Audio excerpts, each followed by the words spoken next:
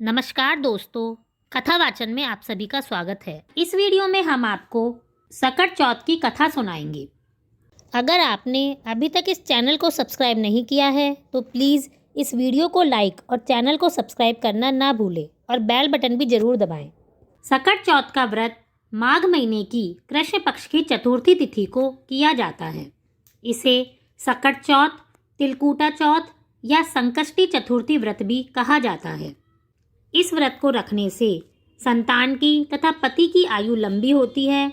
इस दिन महिलाएं निर्जला व्रत करती हैं। इस दिन गुड़ और तिल का तिलकूटा बनाया जाता है, जिससे महिलाएं चौथ माता को और गणेश जी को भोग लगाती हैं। इस दिन गुड़ और तिल का तिलकूटा बनाने का बड़ा महत्व होता है। तिलकूटा बनाने के लिए आप तिल को थोड़ा सा भून लीजिए। अब इसमें गुड़ मिलाकर इसे मिक्सी में चला लीजिए। इसी ही तिलकूटा कहते हैं। इस दिन चौथ माता की कथा सुनने के बाद गणेश जी की कथा भी सुनी जाती है। आइए सुनते हैं चौथ माता की कथा। एक बार एक दौरानी और एक जेठानी थी। देवरानी अमीर थी और जेठानी गरीब थी। जेठानी गणेश जी की बहुत सेवा पूजा करती थी। अपनी देवरानी के आटा पीसने जाती थी। आटे को कपड़े से छानती थी। उस कपड़े को घर लाकर अपने पति को पानी में घोलकर पिला देती थी। एक दिन देवरानी के बच्चे ने उसे ऐसे करते हुए देख लिया। उसने माँ से जाकर कहा, माँ, ताई जी जिस कपड़े से आटा छानती हैं उसे पानी में घोलकर ताऊ जी को पिला देती हैं। यह सुनकर देवरानी बहुत गुस्सा हो गई। दूसरे दिन देवरानी ने जेठानी को हाथ धोकर जाने के लिए कहा। जेठानी ने ऐसा ही किया। घर जाते ही उसका पति बोला कि जा आटा घोल ला, तो वो बोली, आज तो देवरानी ने कपड़ा भी रख लिया। जब उसका पति नाराज होकर लकड़ियां बेचने चला गया तो वह पति से बोली, आज चौथ का व्रत है, आप तिल और गुड़ लेते हुए आना। उस दिन लकड़ियां नहीं बिकी तो उसका पति खाली हाथ घर आ गया। वो बोली कि आप गुड़ तिल ले आए क्या? तब उसके पति ने गुस्से में उसे बहुत मारा और वो चबूतरे पर जाकर सो गई। रात को चौथ बिंदायक आए और बोले कि तू बाहर कैसे सो रही है? तो वो बोली, मैंने अपने पति से चौथ बिंदायक की कहानी सुनने के लिए तिल और गुड़ मंगवाए थे। उनकी लकड़ी नहीं बिकी तो वो तिल और गुड़ नहीं लाए और गुस्से में आकर मुझे बहुत मारा। तब चौथ बिंदायक बोले कि हम तो घर घर से तिलकूटा खाकर आए हैं, अब मैं निपटने कहाँ जाऊँ? तब वह बोली, इस झोपड़ी में निपट लो। फिर गणेश जी ने बोला कि पोंछूं कहाँ? तो वह बोली, मेरे माथे से पोंछ लो। गणेश जी ने उसके सिर से पोंछ लिया। सुबह उठकर देखा, जेठानी का सारा घर जगमगा रहा था और उसका सिर भी जगमगा रहा था। धन बटोरने लगी। उधर देवरानी के बच्चे आए तो बोले, ताई आपको मेरी मम्मी बुला रही है। तो उसने बच्चों को मुट्ठी में हीरे मोती दे दिए और कहा कि अपनी माँ को ही काम करने भेज दो। बच्चों ने माँ से जाकर कहा, ताई के घर तो बहुत सारा धन हो गया है और ताई ने हमें यह दिए हैं। देवरानी दौड़ी दौड़ी जेठानी के घर आई और बोली, तुम्हारे पास इतना धन कहाँ से आया? जेठानी सीधी सादी थी, उसने सारी बात बता दी। तब देवरानी ने अगली चौथ को अपने पति से कहा कि तुम भी काठी बेचने जाओ, तुम आकर मुझे मारना। पति ने बहुत समझाया लेकिन वह नहीं मानी। तब उसके पति ने उसे पट्टे से मारा और वो सो गई। रात में चौथ बिंदायक आए और बोले, मैं कहाँ निपटने जाऊँ? वो बोली, उसके तो छोटा सा मकान था, मेरे तो बहुत बड़ा मकान है, खूब छेड़नो करो। चौथ बिंदायक ने सारे घर में खूब छेड़ना छेड़ दिया।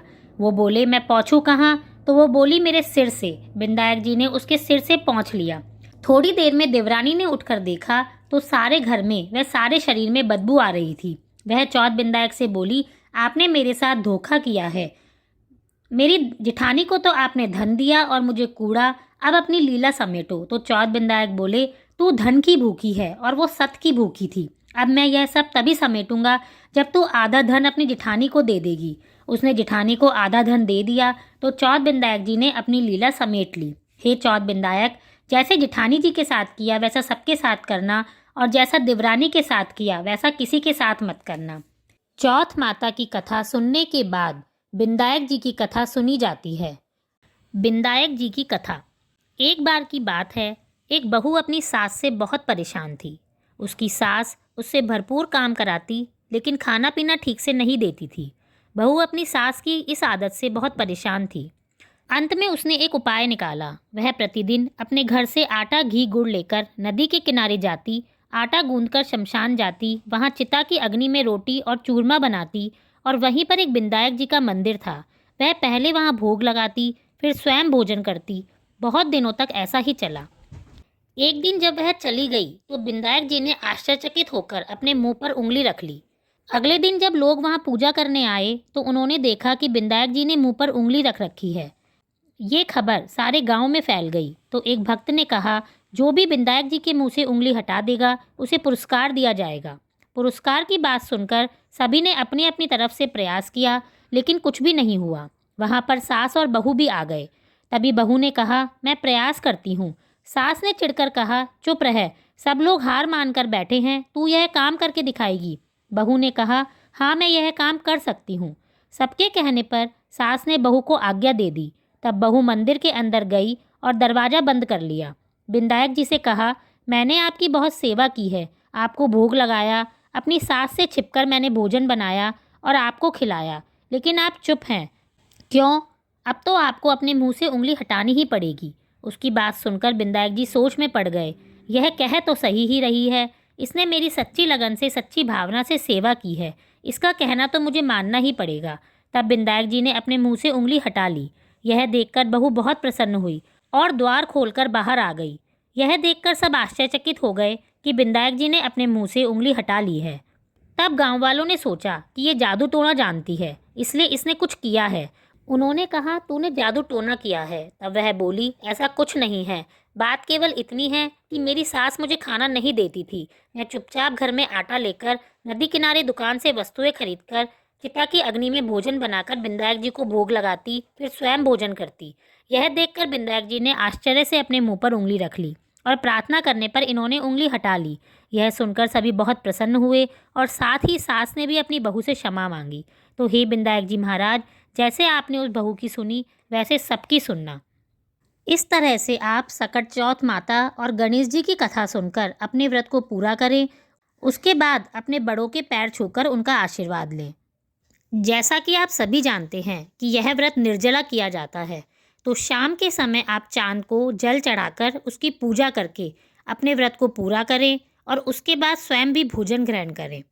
सकट चौथ के व्रत की उद्यापन विधि जानने के लिए आप ऊपर दिए गए लिंक पर क्लिक करके इस वीडियो को भी देख सकते हैं।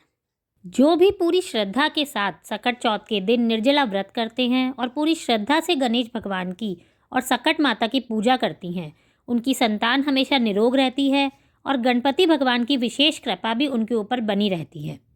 भगवान गणेश और चंद्रमा की पूजा करने से उनकी सारी मनोकामनाएं भी पूरी होती हैं।